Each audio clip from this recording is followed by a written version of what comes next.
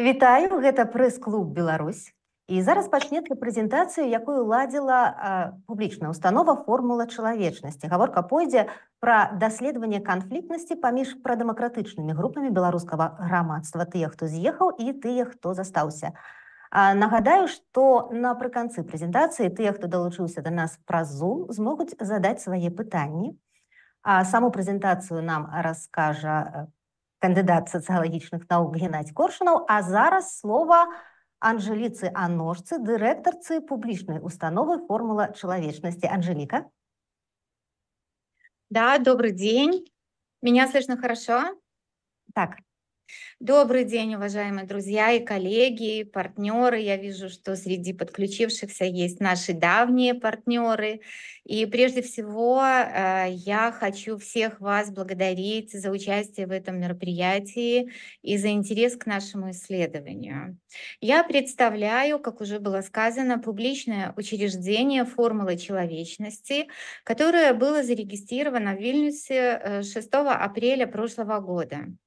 Наша организация стремится содействовать развитию транснациональной культуры памяти и построению мира, основанного на осмыслении истории, на демократических ценностях, мира, в котором достоинство и права человека являются главными приоритетами.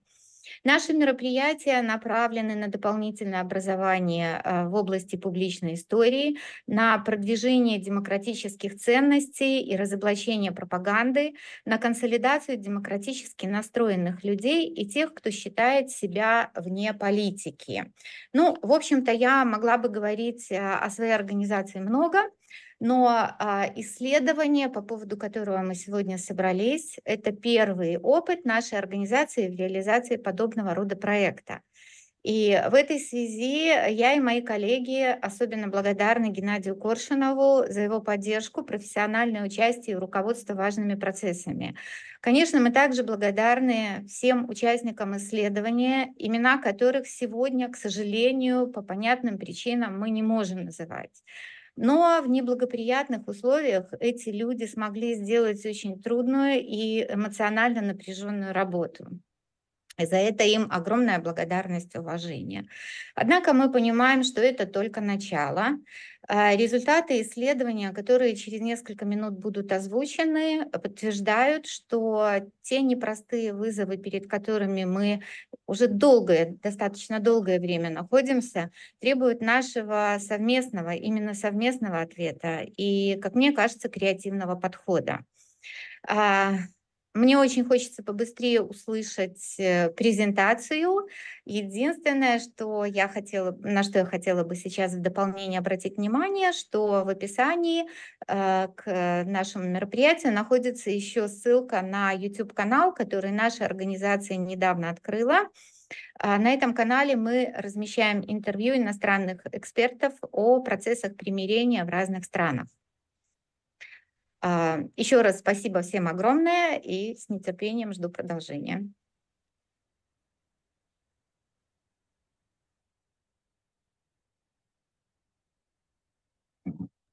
Спадар Геннадзь, вам слово. Дякую. Я рада вітаць шановне спадарства, тых, хто удзельнічаў у прэзентацыі, тых, хто будзе нас глядзець нашу трансляцыю. І з вашага дазволу я запускаю непосредственно презентацию нашего исследования. Как бачите, исследование называется «Линии конфликтности сярод белорусских прадэмакратычных актывістаў». Мы рабілі его по 3 краінах. Это, зразумела, Беларусь, Польша и Литва. Мы заходили с того, что базово в 2020 годзе было адчуванне еднасці, было адчуванне салідарнасці, прынамсі шмат хто пра гэта казаў.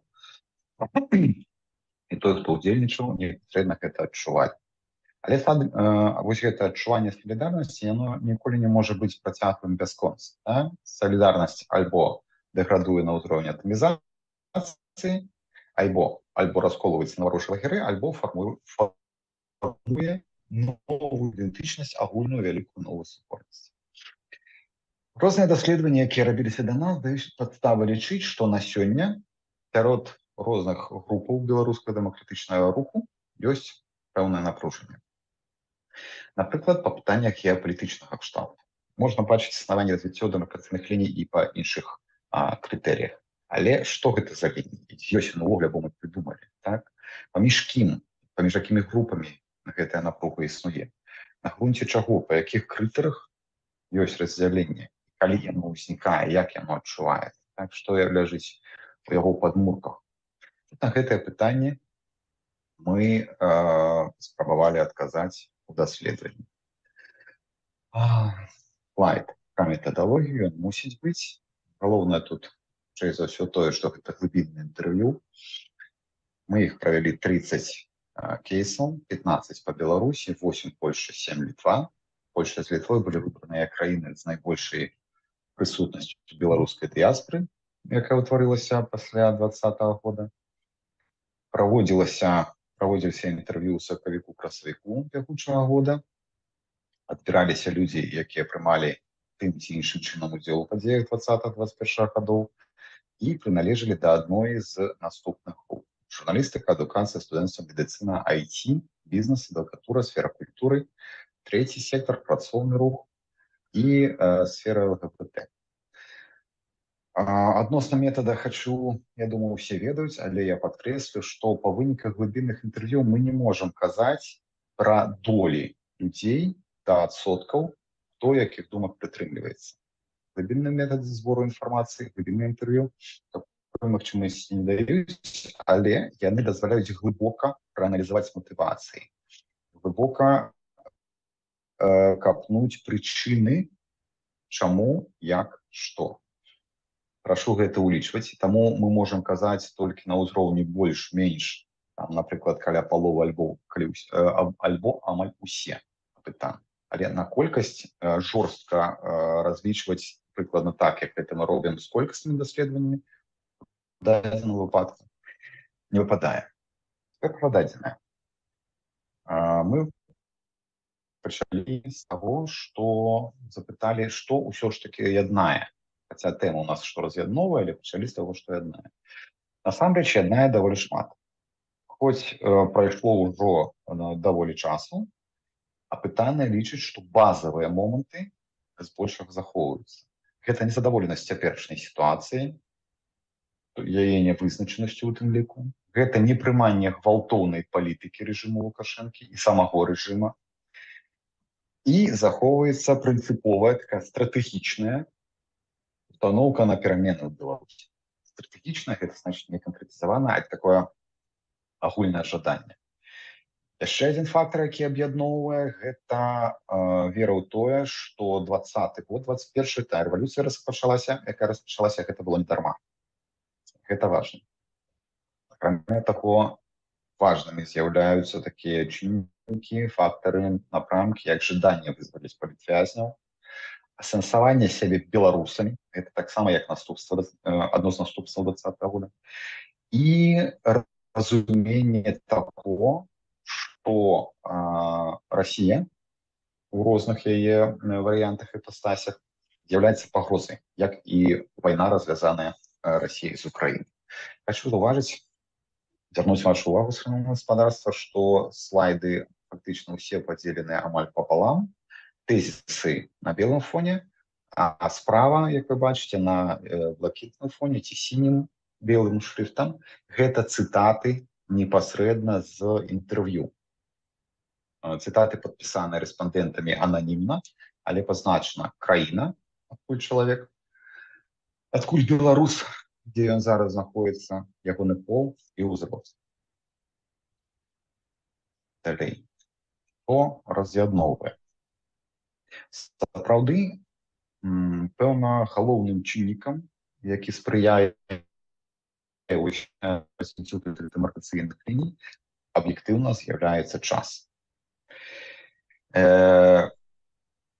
І лініі, якія ёсць, па меркаванню рэспандэнтаў, прынцыпу іх дастаткова. Так, у прыватнасці актывісты замежжа адзначаюць, што агулам працуе рознае стаўленне да моўнага пытання, якой мовай карыстацца, беларускай ці рускай. Ёсць пэўныя непаразуменні паміж рознымі дыяспаральнымі суполкамі. У тым ліку паміж старай і новай дыяспорай. Ёсць супярэчнасці паміж прадстаўнікамі і прыхільнікамі розных палітычных сіл. У пэўным сэнсе вось такая важным чыннікам з'яўляецца пакаленніцкае размежаванне. Так? Калі старая новая дыяспара, розныя палітычныя сілы таксама плюс-мінус там по ўзросту адрозніваюцца. Старая, новая, не толькі дыяспара, але пазіцыя. І вось гэтым кантамінуе розніца альбо дэмаркацыйная лінія, альбо нават такі пакуль не вельмі выразны канфлікт паміж носьбітамі кансерватыўна-нацыянальнай і ліберальна-дэмакратычнай сістэмамі поглядаў, то бок каштоўнасна. Калі мы кажам пра тое, як гэтая сітуацыя бачыцца для тых, хто застаецца ў Беларусі, то вось такія каштоўнасныя ідэалагічныя падзелы, нават палітычныя, яны бачацца мелкімі. Яны фактычна на перыферыі ўвагі. І стаўленне да іх як да свайго такога чыну камунальных разборак, якія не маюць вялікага стратэгічнага значэння. У якасці тэм, якія вось канкрэтна могуць вызваць напружанне, рэспандэнты называюць два. Лакальных, крэслівых, пакуль невялікіх, базавых такіх. Гэта розныя стратэгіі вызвалення палітвязняў, больш актыўныя альбо менш актыўныя. І таксама розніца ў ацэнцы мінулага, бок падзей 20-го года. Таксама тут акцэнт альбо ракурс такі пра розніцу паміж больш актыўнай і менш актыўнай пазіцыяй. То бок мірны пратэст мусіў быць, альбо ўсё ж таки трэба было больш актыўна і, можа, нават агрэсіўна нешта рабіць. З Беларусі яшчэ такі важны момант. З Беларусі не вельмі моцна бачна нейкі геапалітычны падзел зараз. Але патэнцыйна людзі кажуць, што тэарэтычна магчымы пэўныя напружанні з тымі людзьмі, якія, падкрэсліваю, не з'яўляюцца прыхільнікамі Крамля. Так? Але, тым не менш, вымушаны кантактаваць альбо з расійскім бізнесам, альбо з партнёрамі, альбо ездзіць на вучобу і гэтак далей. Такія людзі не з'яўляюцца прыхільнікамі, але ўсё роўна, па меркаванню апытаных, яны як бы робяць такі пэўны маральна-каштоўнасны, маральна-этычны выбар. Такая праблема можа нас чакаць. Што аб'ядноўвае беларусаў па розныя бакі мяжы з пункту гледжання поглядаў на крытэрыі дэмаркацыі, гэта пытанне, якое выступае адной з галоўных, сапраўды галоўных канфліктагенных тэмаў і ахоплівае шырокі абсяг варыяцый. Гэта меры супраціву рэжыму.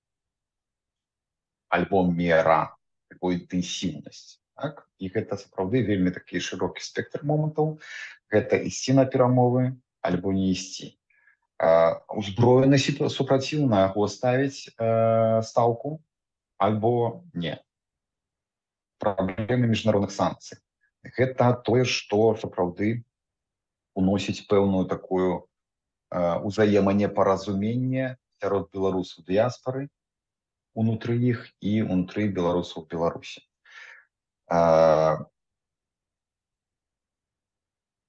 Хаця з Беларусі вось гэта пытанне не так востра гучыць. Яно было б вострэйшае, калі б былі бачны стратэгічныя, мовна кажучы, прапановы. Тое, што вось гэтую меру актыўнасці беларусы дыяспары абмяркоўваюць плюс-мінус бурна, таму што нам дазваляе сітуацыя выказвацца. Беларусы ўнутры Беларусі не гатовы ўспрымаць, таму што няма з чаго выбіраць. Калі няма з чаго выбіраць, то фактычна і ставіць пытанне аб меры супраціву, вялікага сэнса не мае. Падаецца, што вось ужо нават з таго, што зараз мы крыху так закранулі, бачна, што ёсць розніца у меркаваннях сярод беларускай прадэмакратычнай частцы. Адрозніваецца тое, што думаюць людзі ў дыяспоры, тое, што думаюць людзі в Беларусі. Праз гэта бачна адна з прынцыпова важных ліній падзелу, якая ўжо пролягае, можа латэнтна, альбо будзе важнай будзе выбухаць у будучыні. Вось гэта мера і спосабы супраціву рэжыму. Цяпер сама вось гэта мяжа, якая паміж намі пролягла, так? Большасць рэспандэнтаў з замежжа, чым больш у Польшчы, азначаюць важнасць вось гэтай праблемы існавання розных ужо суполак, да? Падзялення руху на тых, хто па-за межамі Беларусі, і тых, хто ў Беларусі. Прычым вось гэта пытанне найбольш востра адчуваюць беларусы Польшчы. Можа праз тое, што Польша вялікая і нам значна складаней, нават калі ёсць магчымасць трапіць у Беларусь. Беларусы, якія ў Літве, ўсё ж такі пражываюць больш кампактна, значна бліжэй да Беларусі, чыста тэхнічна, гіпатэтычна маюць больш магчымасць у Беларусь трапіць, таму можа праз гэта не так вось гэты разлом, разрыў адчуваецца. Прычым гэты разлом адчуваюць усе, і нехта больш рацыяналізуе, фіксуе яго, нехта меней, і людзі намагаюцца наступствы яго мінімізаваць. Прынамсі, вось на ўзроўні міжнародных стасункаў падтрымліваць максімальна шырока. Не заўсёды гэта атрымліваецца, але людзі намагаюцца захоўваць ўзаемапаразуменне, падтрымку выказваць максімальна. З цягам часу гэта робіцца ўсё больш складана, але пра гэта крыху далей. Для беларусаў з Беларусі, насамрэч, вось гэты падзел паміж тымі, хто з'ехаў, тымі, хто застаўся, гэта самая значная дэмаркацыйная лінія, якая падзяляе удзельнікаў пратэснага руху. Гэта той падзел, якім яны кажуць у першую чаргу, без дадатковых пытанняў, без наводных пытанняў, без канкрэтызацыі, без нічога. Гэта галоўнае, аб чым кажуць беларусы ў Беларусі. Падзел межамі, прынамсі на ўзроўні дэкларацыі, так, разам з тым не ўяўляецца як канфліктны. Гэта трэба разумець. Ёсць падзел, але гэта не разлом, не канфлікт, не ўзаемная вайна. Просто констатуецца павелічэнне дыстанцыі паміж тымі, хто пакінуў Беларусь, і тымі, хто працягвае тут жыць. Умоўна кажучы, гэта паралельнасць сусвету, як бы разыходжанне сусвету. І гэты працэс, пра яго кажуць са шкадаваннем па ўсе бакі мяжы. Са шкадаваннем, але і з усведамленнем пра тое, што працэс, на жаль, натуральны. Ён мае як аб'ектыўныя, так і суб'ектыўныя чыннікі. Калі мы кажам пра аб'ектыўныя чыннікі вось гэтага разыходжання сусветаў, тых, хто з'ехаў, тых, хто застаўся, то, зразумела, гэта час. Так? І людзі назіраюць, што час ідзе, і сувязі, нават сяброўскія, пакрысе пачынаюць слабець. Яны слабеюць праз тое, што рознай становіцца паўсядзённасць. Розным становіцца побыт, то бок тыя жыццёвыя пытанні, якія мы вырашаем штодзень. Для людзей па розныя бакі мяжы гэта пытанне рознае. Мы выкарыстоўваем розныя інструменты для іх вырашэння, і гэтыя інструменты нам становяцца звыклымі. Але праблема ў тым, што па розныя бакі мяжы набор інструментаў розны. Мы прызвычайваемся да рознага.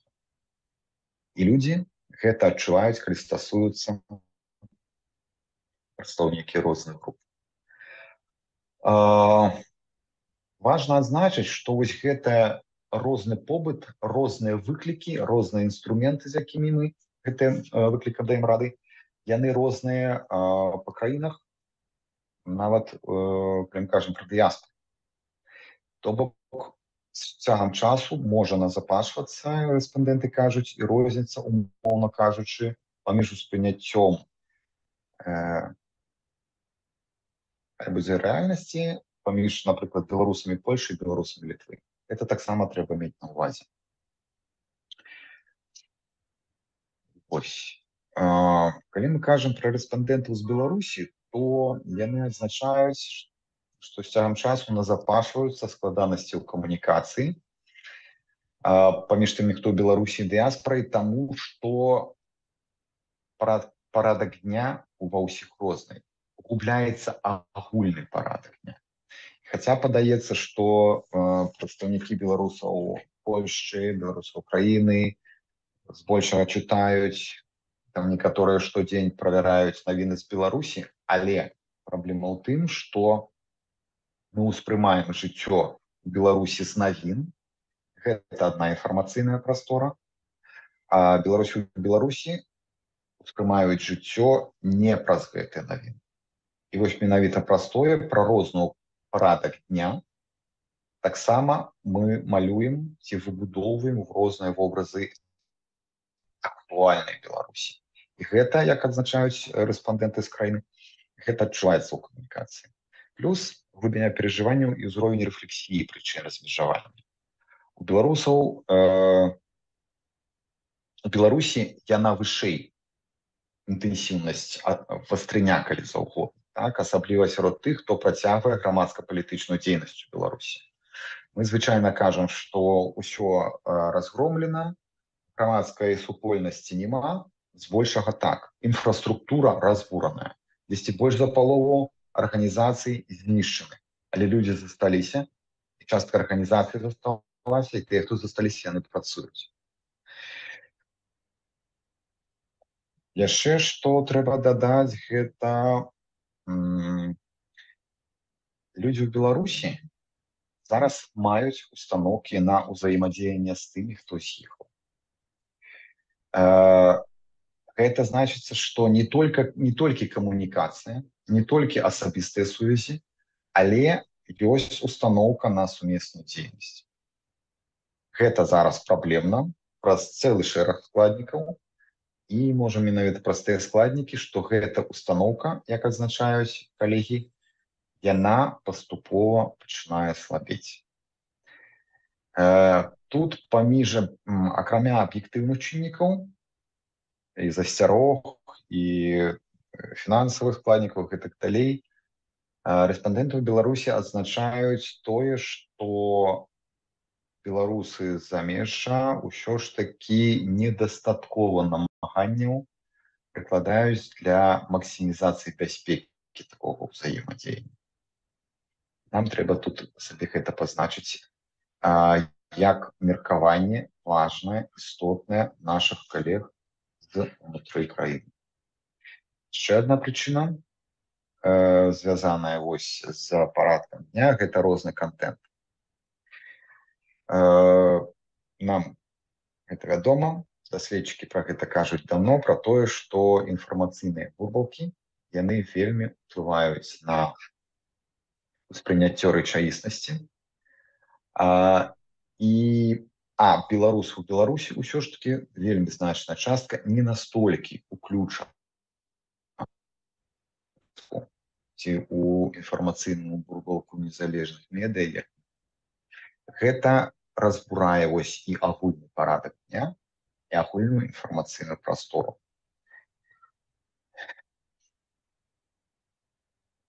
Калі казаць пра суб'ектыўныя чыннікі, унутраныя больш, так, то найперш гэта псіхалагічныя складнікі, гэта боль, гэта фрустрацыя, якая ёсць вынікам блакавання першасных патрэб.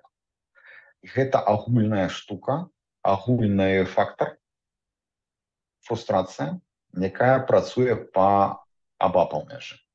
Так? Таму што бяспекі няма ў Беларусі, але па-іншаму яе няма і шмат у каго ў замежжы. Парадаксальна, тут падаецца, што агульнае адчуванне небяспекі праз невызначанасць, агульны боль ад такой сітуацыі, яны насамрэч фарміруюць розны досвед выжывання. Гэта вось пра тое, што я казаў вышэй.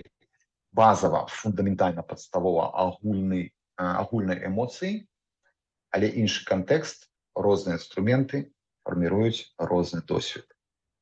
У выніку мы маем непрапрацаваныя траўмы яшчэ 20-го года па абодва бакі мяжы. І на гэта накладаецца бесперапынны працэс рэтраўматызацыі. І вось гэта рэтраўматызацыя, яна па-рознаму працуе, па розныя бакі мяжы, і рэтраўматызацыя гэта не спыняецца. На жаль, яна працягваецца і там, і там. Акрамя болю, рэспандэнты вылучаюць яшчэ адно моцнае пачуццё. Гэта крыўда ці зайздрасць. Як бы дзіўна гэта не гучала, але пра гэта кажуць і рэспандэнты з дыяспары, і рэспандэнты з Беларусі. Асобна я б тут адзначыла тое, што вось гэтаму фактару, то бок крыўдзе зайздрасці, насамрэч вельмі моцна спрыяе феномен Інстаграма. Як адзначыла адна рэспандэнтка, тут я пацытую, у сетачках уже ніхто не посціць, што каб выжыць, трэба выкладацца на 3 працах. Гэта штука насамрэч працуе і для Беларусі, і для дыяспары. Мы ўсе паказваем карцінку, умоўна кажучы, каб нам зайздросцілі. Насамрэч, збольшага мы вельмі зайздросцім. Тыя, хто з'ехалі, зайздросцяць тым, хто застаўся ў краіне, тыя, хто засталіся ў Беларусі, зайздросцяць тым, хто з'ехалі. І гэта зайздрасць яшчэ ускладняецца тым, што нам не стачае ведаў пра тыя праблемы, якія вырашаюцца нашымі сябрамі па іншы бок мяжы. Калі гэта памножыць на агульную незадаволенасць сітуацыі, мы атрымоўваем неспраўджаныя чаканні адзін да аднаго. І часам гэта вельмі вялікага ўзроўню чакання. Так? Агулам, спалучэнне аб'ектыўных і суб'ектыўных чыннікаў стымулююць шэраг абвінавачванняў з розных бакоў. Мы сабралі іх да кучы, агрэгавалі. Адзінае, што важна тут падкрэсліць, так, гэта тое, што людзі рэканструявалі з свайго камунікатыўнага досведу, з меркаванняў, з таго, як яны бачуць, таму што так хутчэй збольшага і рабілі, што з іншай пазіцыі высоўваецца нам. То бок не тое, што мы камусьці высоўваем нейкія прэтэнзіі. Пра гэта вельмі мала казалі і рэспандэнты ў Беларусі, і рэспандэнты з дыяспары. Большасць казала менавіта пра тое, што высоўваюць, што нам крыўда. То бок гэта рэканструкцыя, гэта не свае, а суб'ектыўныя прэтэнзіі.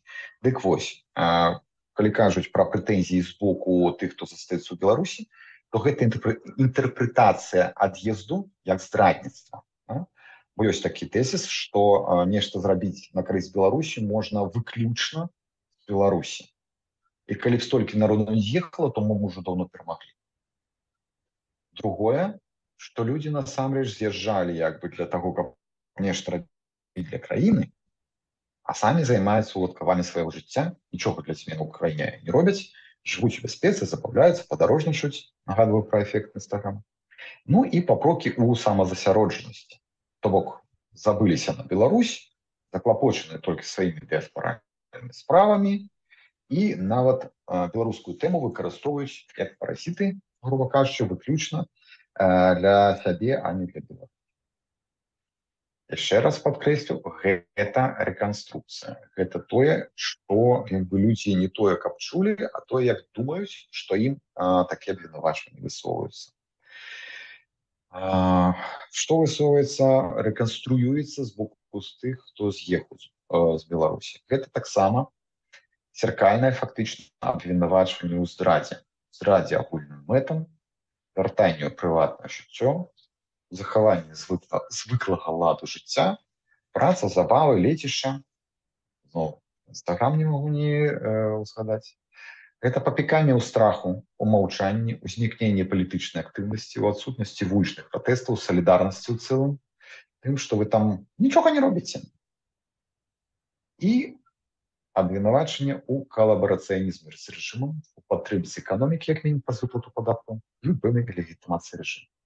Яшчэ раз падкрэслю, гэта рэканструкцыі.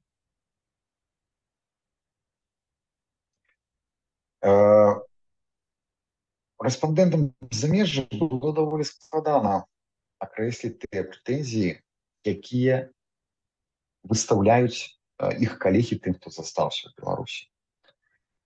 Акрамя таго, тыя прадстаўнікі дыяспары, з якімі размаўлялі, казалі, што прэтэнзіі з боку дыяспары у бок Беларусі гэта фактычна маргінальная тэма. Але тыя, хто ў Беларусі, гэта рэчы чуюць, і іх яно дратуе, груба кажучы. Аналагічным чынам і рэспандэнты з Беларусі вельмі мала казалі аб сваіх прэтэнзіях. Яшчэ раз падкрэслю, засяроджваючыся хутчэй на прэтэнзіях у свой бок.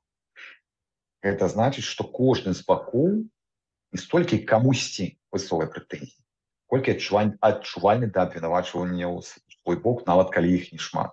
Але гэта вельмі балючая штука. Таксама шмат хто, сапраўды шмат, разважаючы ўзаемных абвінавачанняў, казалі, што разумеюць, адчуваюць тых, хто з'ехаў, тых, хто застаўся. Таму што кажуць, што балюча ўсім.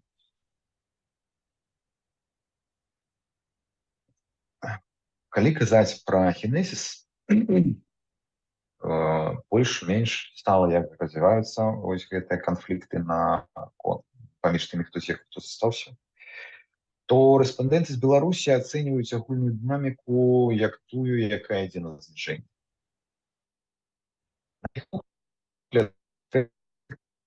Паміж з'ехаўшымися і тым, хто з'ехаў, тым, хто застаўся, яны больш былі характэрны для 20-21 года. Зразумела, што быў сплёск у 22 годзе, калі была чарговая хваля міграцыі і шмат хто вырашаў для сябе ці дзяржаць заставацца. Але ўжо здесь сярэдзіны 22 года відавочная канфліктнасць, яна фактычна знікла з публічнай прасторы. Дарэчы, збольшага наш маніторынг інфармацыйнай прасторы вось гэтыя высновы рэспандэнтаў спраўджваюць.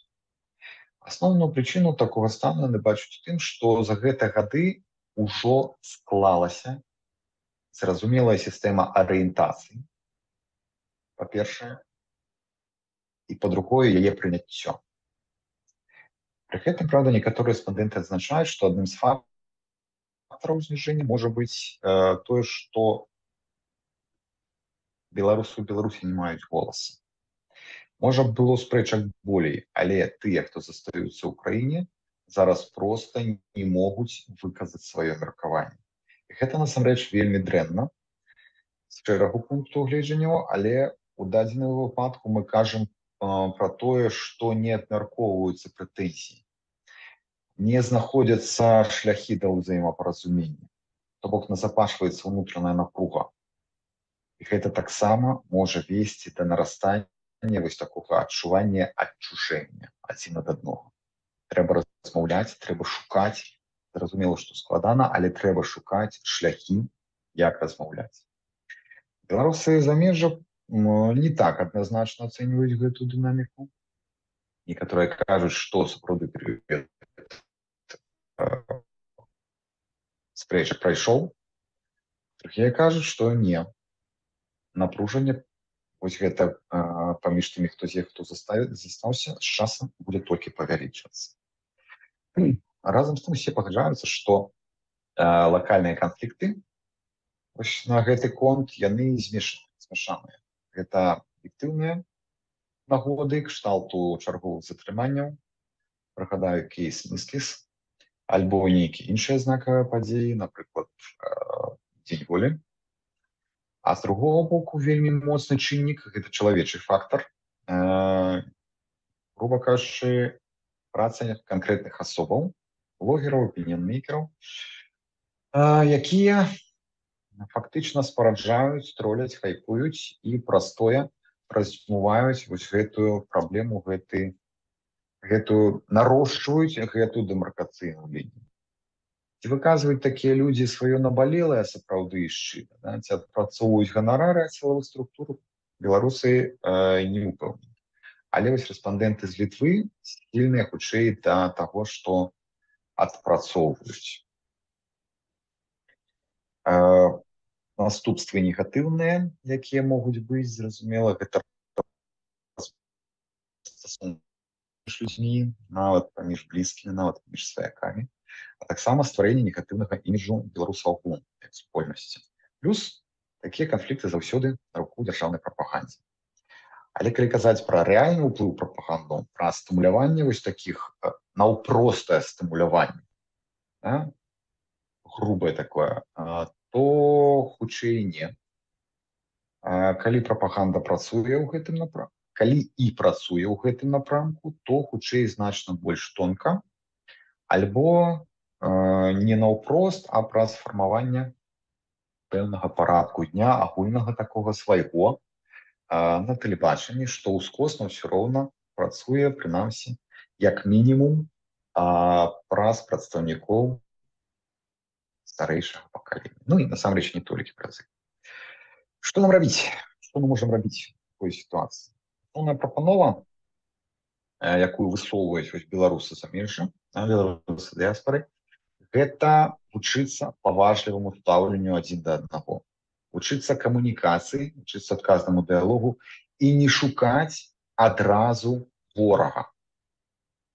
Гэта мы насамрэч даволі часта грашым, дзякуючы нашым досведу. Пры гэтым важна, што дыялог мусіць быць не толькі у онлайне, трэба шукаць афлайновыя пляцоўкі, бяспечныя онлайновыя пляцоўкі. Бяспека мусіць быць галоўным чыннікам.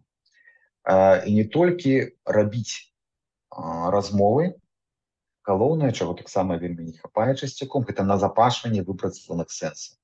Таму што шмат чаго знікае праз тыдзень, месяц, год пасля таго, як гэта абмяркоўвалася. Гэта вельмі шкада. Не хапае вось гэтых сэнсаў. І сэнсы гэтыя мусяць не проста абгаворвацца, не проста стварацца, яны мусяць складацца у агульнае бачанне супольнай будучыні. Гэта таксама суперважна.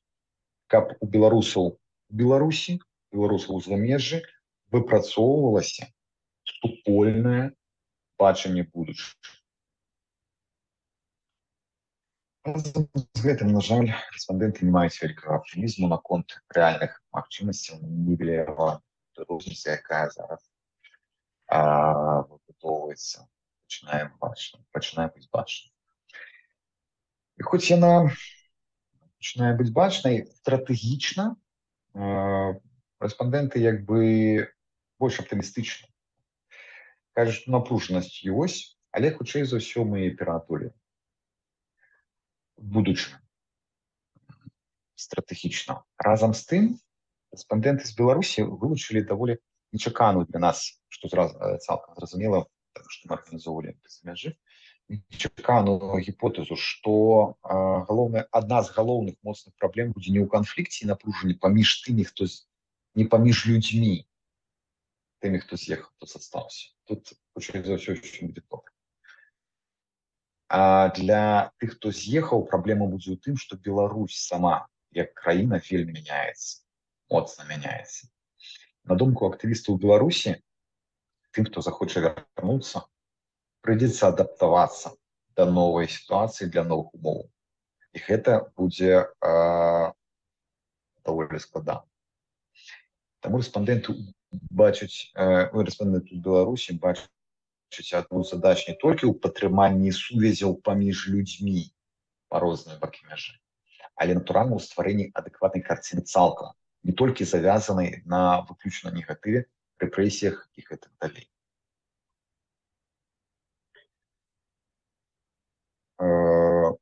Шкода спосабаў зняцця напружанасці і трымання цэласнасці. Рэспандэнты з Беларусі засяроджаны перш за ўсё на дзвюх асноўных сферах.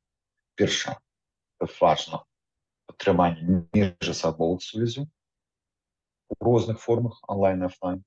Другая – специальная праца в информационной просторе. Змена дискурсу ў медыа, уключэнне лідараў меркаванняў і маральных аўтарытэтаў у зняццё супярэчнікаў і лакальных канфліктаў паміж беларусамі. Ну, прынамсі, гэтаму трэба вучыцца, да гэтага трэба імкнуцца. Выснова я не буду зачытваць, таму што фактычна прагаворвалася, пройдзем да прапановаў, таму што і часу не так шмат. Агулам, абапіраючыся на дадзеныя, мы взяли на себе смелость окреслить некалькі магчымых напрамкаў дзеянняў, каб пакласці іх у падмурак дыскусіі далейшага пошуку практычных хадоў. Першае, уніканне генералізацыі ацэнак, чым мы часта грашым. Адмова ад стыгматызацыі і ад гераізацыі выбару, як тых, хто з'ехаў, так тых, хто і застаўся. Нельга развешваць агульныя цэтлікі хоць на кагосьці, таму што гэта аўтаматычна прыніжае другую палову нашага грамадства. Плюс мусіць дамінаваць прэзумпцыя разумнасці людзей. Іх права прымаць рашэнні адносна свайго асабістага жыцця. Нельга папікаць выбарам. Таму мы мусім прасоўваць нормы дыялогу, узаемнай павагі і адказнасці ў камунікацыі. Пры гэтым вельмі важна ўлічваць вось гэтую калектыўную траўмаванасць Беларусі. Прычым гэта рознага генезісу зараз феномен. Хаця ён і мае першапачатковую базавую агульную кропку, зараз вельмі істотна адрозніваюцца траўма ўцекача і траўма пакінута. Нават калі яна не да канца усведамляецца. Трэці момант. Трэба падтрымліваць міжсабовыя кантакты. І онлайн, і офлайн. Але базава гэта захаванне бяспекі адзін для аднаго. Тое, што вельмі важна для беларусаў у Беларусі, гэта пераадоленне асіметрыі публічнасці. Гэта тое, што беларусы ў Беларусі не маюць голасу зараз. Нават калі мы намагаемся, медыа, блогеры, даследчыкі шукаць магчымасці і кантактаваць, і збіраць інфармацыю, гэтага ўсё роўна не хапае. Простое, не толькі беларусы ў Беларусі не маюць голаса, але і беларусы па-за межамі Беларусі паступова губляюць адэкватнае ўспрыняццё сітуацыі ў краіне. Простое неабходна адмысловая інфармацыйная медыйная праца, накіраваная ўсё ж таки на стварэнне агульнай прасторы сэнсу. І гэта не толькі праца з навінамі. Гэта праца аналітычнага кшталту. Гэта выпрацоўванне і падтрымка агульных падставаў для захавання адзінства і ідэнтычнасці. Магчыма, з прыцягненнем лідараў меркаванняў маральных аўтарытэтаў. Ну, яшчэ раз падкрэслю, безумоўны ўлік пытанняў бяспекі для беларусаў у дзейнасці розных суб'ектаў. Дзякуй вялікі. Гэта даклад я скончыў. Гэта аўтары. Жаль, тут пазначаныя не ўсе, сапраўды, як спадарня Анжэліка казала, з меркаваннем бяспекі. Дзякуй вялікі. Я гатовы адказаць. Дзякуй вялікі, спадар Геннадзь. Вельмі важнае даследаванне насамрэч. Нагадваю, што зараз можна задаваць пытанні ў чат, але некалькі пытанняў у нас уже ёсць. І вось, напрыклад, што вы скажаце наконт феномену стомленасці ад палітыкі сярод тых, хто з'ехаў, і сярод тых, хто застаўся? Ці бачыце ўзмацненне гэтай тэндэнцыі? З якога боку мяжы яна больш заўважная? Ну, наконт пераважнасці па розныя бакі мяжы я не скажу. Я згодны з тым, што стомленасць ёсць, і тут працуюць некалькі фактараў. Па-першае, гэта агульнаеўрапейская, гэта агульнасусветная тэндэнцыя. Гэта раз, гэта трэба ўсвядомліваць. Тут можна паразважаць, наколькі на гэта ўплывае, скажем, развіццё гульнявой індустрыі, мас-культуры і так далей, але ў нашым выпадку не гэта істотна. Істотна тое, што пасля падзеі 20-21 году, пасля пачатку вайны ва Ўкраіне, ну проста псіхіка не можа постоянно жить на высоком уровне напруги. Она просто сломается. Человек сломается. Это то, что мы называем выгоранием, например. Есть професійне выгорание, есть информационное. Тому зразумела, что падение цікавасці до політичних тем, оно буде. Плюс еще один фактор, який особливо моцно проявився у адказах респондентів з Білорусі. Яны кажуть, мы можем глядзець інфармацыю, так? Мы можем нешта рабіць, але зараз незразумела для чаго. Незразумела, як укладаць вялікую дзейнасць, напрыклад, грубо кажучы, укласціся ў выбух, ён патоне. Зараз нема магчымасцяў праявіць нешта, што мела б вынік. І таму людзі, умоўна кажучы, сапраўды, пра што мы казалі, таму прыходзяць у рэжым самазахавання, па магчымасці нарошчвання кампетэнцый, па магчымасці нарошчвання нейкіх гарызантальных сувязяў на гразрут узроўні, па магчымасці нейкіх дзейнасцяў на ўзроўні арганізацый, але гэта ніякім чынам не выходзіць у інфармацыйную прастору. Проста з меркавання бяспекі. Угу. Пытанне прыйшло ў чат. Ёсць ли досвед преадалення такога разлома аналагічных раз'ядинённых нацый? Досведа шмат. Як станоўчы, так і адмоўны. Але я думаю, што тут спадарня Анжеліка можа больш нешта распавядзе. Нам тое, што я глядзеў на Ютубе, там плюс-мінус дзесьці пра тое было. Спадарня Анжеліка, да вас пытанне, мабыць. Вас не чутно? Выбачайце, не пачула? Ёсць пытанне з нашага чату, магчыма, яно да вас. Есть ли опыт преодоления разлома аналагічных раз'ядинённых нацый? Так, выбачайце, гэта пытанне само я пачула, не пачула, мне здавалася, вы яшчэ нешта казалі. Не.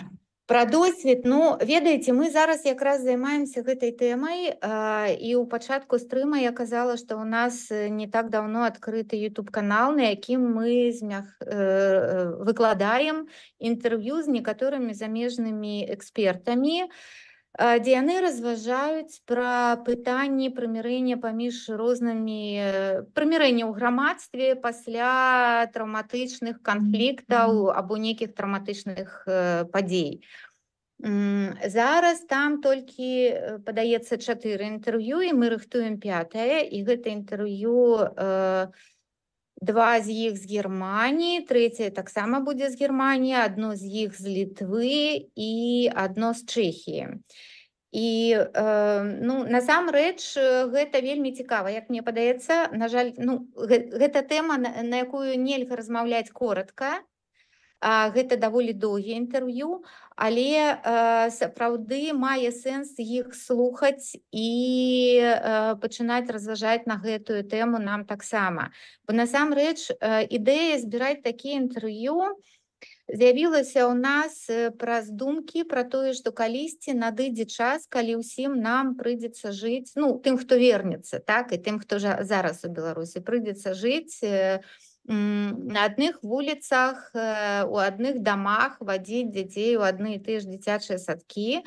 І калі зараз нам гэта ўсё баліць, все, што было ў 2020 годзе, вельмі баліць, то, канешне, узнікаюць думкі, а як мы будзем глядзець адзін аднаму ў вочы, і як наогул будзе атрымлівацца ў нас такое сумеснае жыццё.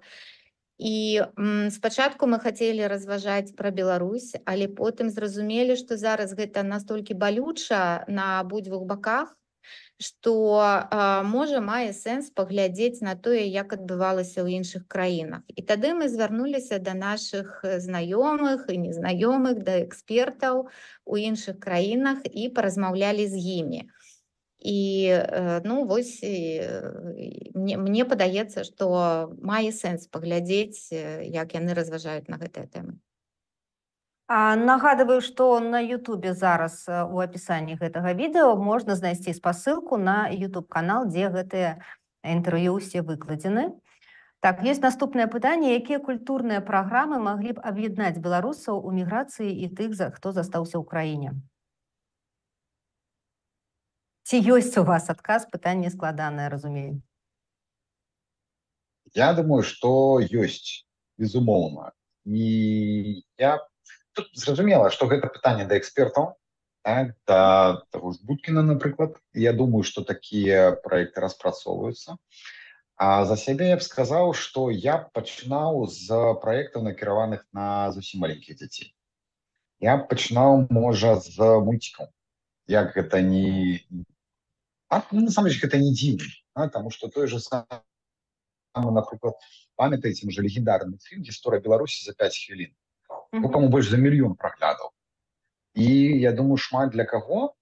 Для дзяцей. Это важна. Таму што дарослым мы можам чытаць, мы прачытаем знойдзем інфармацыю. А для дзяцей, якія толькі выбудоўваюць зараз сваё мірасветаўспрыняццё, гэта будзе важна. Плюс бацькі, якія хочуць гадаваць беларусаў, ім трэба дапамагаць шукаць метадычнае забеспячэнне. Мульцікі, кніжкі, лічыльнікі розныя і так далей, там камп'ютэрныя гульні на беларускай мове для маленькіх. І тады для іх будзе звычайна, што спамаваць файл, тэчка, там і так далей. І самі праз гэта будуць вучыцца і выдатна будуць вучыцца. Я б вось хутчэй з гэтага пачаў. І я думаю, што гэта будзе вельмі запатрабавана. Таксама пытанне з тых, што прыйшлі да нас падчас рэгістрацыі, як можна не губляць надзею, знаходзячыся ў Беларусі зараз? Яно больш філасофскае, але тым не менш. Я выбачаюся, нешта ў мяне быў Так. Можете яшчэ раз зачытаць, калі ласка? Так, канешне. Як можна не губляць надзею, знаходзячыся зараз у Беларусі? Ну, я б тут спаслаўся на свой досвед, хоць я зараз не ў Беларусі, але часам бывае супер складана. І з пытаннямі надзеі таксама. Мне сапраўды 2 рэчы даюць раду, выцягваюць, можа 3. Гэта сям'я, это блізкія людзі і праца. В пэўным сэнсе мне шансуе ў тым сэнсе, што моя праца, як я яе бачу, як я намагаюся яе рабіць, яна накіраваная на палітычную супольнасць, на Беларусь, на беларусаў. І таму, калі я працую, я разумею, што я працую, маючы вялікую мэту. Але я думаю, што знайсці тое, што можна рабіць, каб кожны дзень рабіць крок, размаўляючы па-беларуску, чытаючы па-беларуску, чытаючы дзіцям вершы на беларускай мове, складаючы вершы, пеючы, танчачы беларускай. Так? Гэта ўсё ўнёсак. Вельмі хацелася б зрабіць адзін вялікі крок і перамагчы. Але мы бачым, што, ёлкі-блін, не будзе аднаго кроку, прынамсі зараз. Іх мусіць быць 1000, таму трэба рабіць кожны дзень па аднаму. Так, і апошняе пакуль пытанне, ці наогул ёсць ідэя, якая можа аб'яднаць беларусаў? І калі ёсць, то пры якіх умовах гэта можа адбыцца?